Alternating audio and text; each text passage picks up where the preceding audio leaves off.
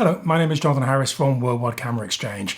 Through the 70s, through the 80s, Canon made some really fantastic cameras, some really fantastic lenses. Most renowned of which probably the Canon F1 Pro Spec camera. This is the F1N. This replaced the older black paint finish Canon early F1. Really solidly made cameras. At the same time, produced some really fantastic lenses. 24 2.8, 100mm f2, 135 f2. They also made 28 f2, 24 f2, some really decent fast standard lenses. Very sharp, mechanically very reliable lenses. Then bang, 1987 came and Canon introduced the EOS range of cameras. The EOS 650 was the first. With that came the new EOS mount. It was a larger mount, it was a male mount, completely incompatible with the older cameras with their smaller female mount. Not a popular move at the time, and it did make a lot of these very sexy Canon FD lenses redundant. A real shame. So for a good decade, the value on these fell, nobody really wanted them. Then all of a sudden, the mirrorless cameras came along, and mirrorless users realised that you could mount these lenses to a mirrorless camera with an adapter, and you could get some very high quality optics at a very good price, a fraction of the price of the equivalent lens made by Zeiss or made by Canon or made by Leica for the camera itself. So over the last decade or so, these lenses have become a lot more popular. What I'm going to do now is just run through the checks you need to go through if you're buying these, just to make sure that you get something in decent, workable condition. Okay, so you're looking for a manual focus Canon FD lens to go on your mirrorless Sony or your mirrorless Leica camera. What should you look out for? Now, they've been discontinued for 30 years, so you do have to be careful with what you buy. I would recommend primarily focusing on three areas. Look at the cosmetics, look at the mechanics, look at the optics. Okay, so first of all, just check out the cosmetics. I mean, this may sound really obvious, but it is important because if you take some time doing this, you can build up a good picture in your own mind of the life the lens has led. You don't want anything that's been abused. You don't want anything that's been heavily used. Don't forget that spares for these are no longer available. So if you find a lens in nice condition, it's been little used, but the focusing is a bit tight, that's not an issue. You can probably get that serviced. It just needs re-greasing.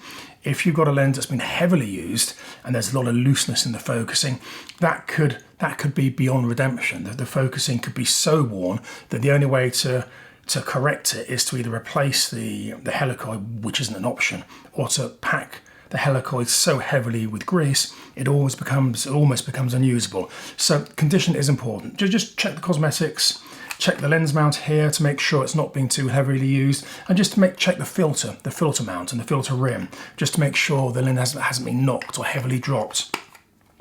Once you're happy it's a nice clean lens, then I'll move on to just checking the mechanics.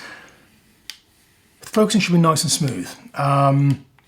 They can get a little bit dry, and if it is a little bit dry, that's not a problem. A service should sort it out. So make sure it's moving nice and smoothly. Also make sure that the aperture moves backwards and forwards nice and cleanly, and it stops positively. These can get quite worn if the lens has been heavily used.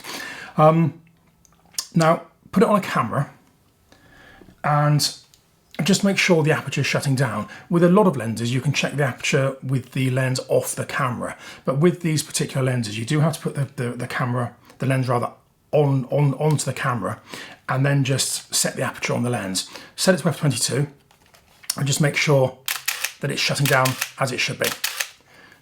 Maybe check it down at f5.6, f8. Again, just make sure it's shutting down as it should be. Also make sure it's opening up as it should be. It should close down and open up very quickly. If it doesn't open up quickly, that's a sign it needs servicing. Again, not the end of the world, but if there's a mechanical fault and it requires more than greasing, more than just a general service, then the spares may not be possible to source. So do be careful with that one too. While you've got it on the camera, just make sure it focuses on infinity. Go outside, look at a church tower or a tower in the distance, and just make sure as you get to infinity, it focuses on infinity. It's very unusual for a lens that focuses on infinity to have any optical faults. Generally speaking, if it has an optical issue, it won't focus on infinity. But don't forget that certain lenses, certain particularly longer lenses, focus beyond infinity. So don't get caught out by that. So you've checked the focusing. You've checked that mechanically it feels nice. I'll then move on to the optics. Now this one is important. Often these have been stored for a long time without being used. And if they've been stored badly, you can have issues with fungus. I'll put a link up above. Click on that, that'll tell you all about fungus. It's nasty, it's horrid, it's something you really should know about, particularly if you're buying older lenses. Look into the lens from the front. Look into the lens from the back and just make sure you can see nothing inside at all. No little sort of fungal growths or no misting. The video I posted the link to will explain that. If you do see fungus inside, just walk away. You can't get it fixed. It's an absolute nightmare. Just walk away from the lens. Hopefully it'll be clean. If it is clean inside, just have a look at the front elements and have a look at the back element and just make sure there are no scratches, no coating marks. One or two little marks won't make a difference, particularly on the front. You should be a little bit more cautious about marks on the back, but generally speaking, they don't make a difference. But what they do is impact the value, and you shouldn't be paying top dollar for an expensive lens like this if it's got a scratched front element.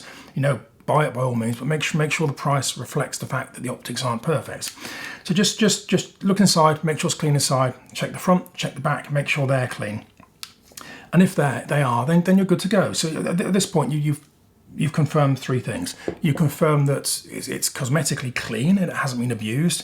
You've confirmed that mechanically it's good and it's all working as it should be, and you've confirmed the glass is clean. I mean, obviously if you have a chance to put it onto a camera and either take some digital shots or process some film, do that. That's a good double check, but don't entirely rely upon that. Do run through these checks I've talked about first, because a film or a digital shot won't necessarily spot a spot of fungus inside. It won't necessarily impact the performance. So do go through those other checks as well. I hope that's been useful. If you have any comments, please stick them in the box below. Otherwise, please subscribe and like, and I hope to see you again soon. Thank you. Bye-bye.